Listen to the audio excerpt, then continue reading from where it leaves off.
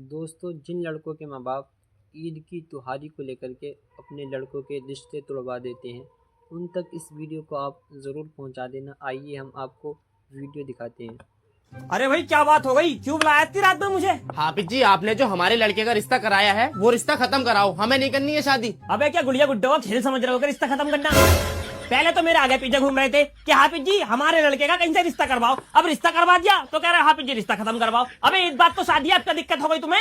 हाफिज जी लड़की वाले तो अभी से ही हाथ खींच का काम कर रहे हैं, शादी पे तो ये कुछ भी न देंगे। ये भेजी तो है तुम्हारी कुल 4 चीजें। बताओ खानदान में किस किस की नाक पे रखूंगी मैं? पूरा खानदान मेरी बेइज्जती करेगा कि रही सके लोंडे की ससुराल से इतना सा सामान आया। तो और क्या चाह रहे हो तुम? पूरा फलों का ठेला खरीद के तुम्हारे घर भेज दे?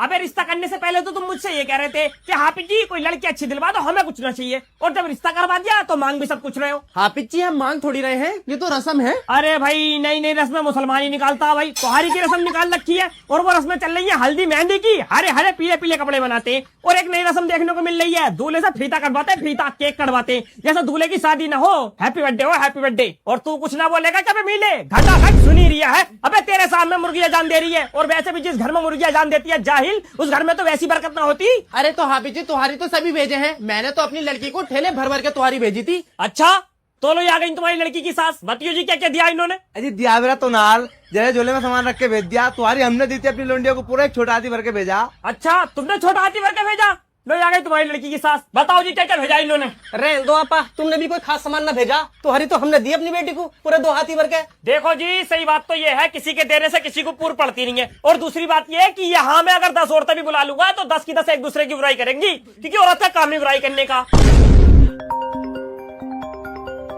हाँ अम्मी जी। लल्ले तेरे भैया के घर से बहुत कम तो खरी आई है। अरे यार अम्मी क्यों ऐसी बातें करती हो तुम? मैं खुद यहाँ इसी तरह की पंचायत निपटा रही हूँ। अरे जादी का मल्ला मत करे करो ये बातें यार, वरना लोग कहेंगे हाफिज जी पहले अपने गिरबान में तो झाँक के देख लो।